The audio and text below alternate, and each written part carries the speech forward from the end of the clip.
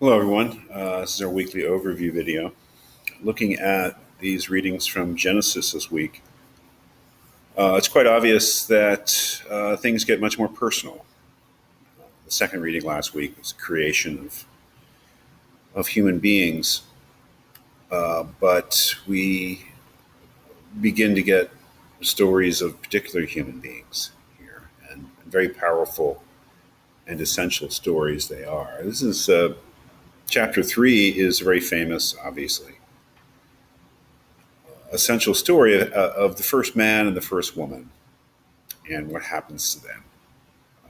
This is one of the most challenging, credible texts I think you'll ever read, because it's about the human relationship with God as human beings imagine it, and it's about that relationship going very wrong.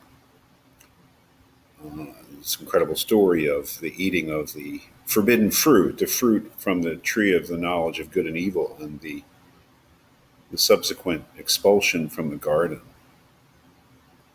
The second reading introduces an incredibly important character in history, history of religion, history of human thought, and that's Abraham. I gave you two stories from Abraham. The first, the story of Sodom and Gomorrah, the destruction of the cities of the plain, and this incredible, it's not this one here.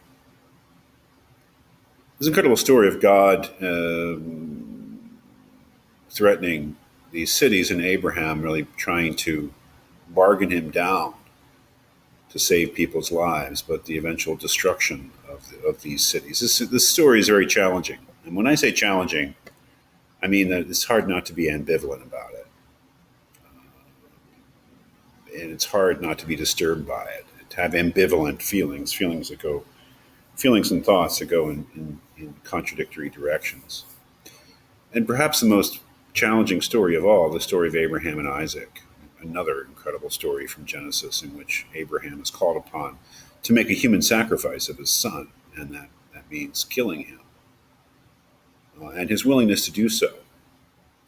Of course, he's stopped by the angel of the Lord in the story, but Abraham would seem to be fully willing to sacrifice his son as long as it was God commanding it. This incredible story, which has troubled people for thousands of years, whether Abraham was right in doing this. So as we finish this week our reading of Genesis, get really a tremendous an idea of the tremendous profundity of these stories. Again, their challenging nature. I don't think it's easy to come to terms with any of these stories, especially the expulsion from the garden, God's destruction of cities, setting them on fire, and God's commanding a father to kill his own son. I mean, these are incredible stories and documents, the history of religion and civilization.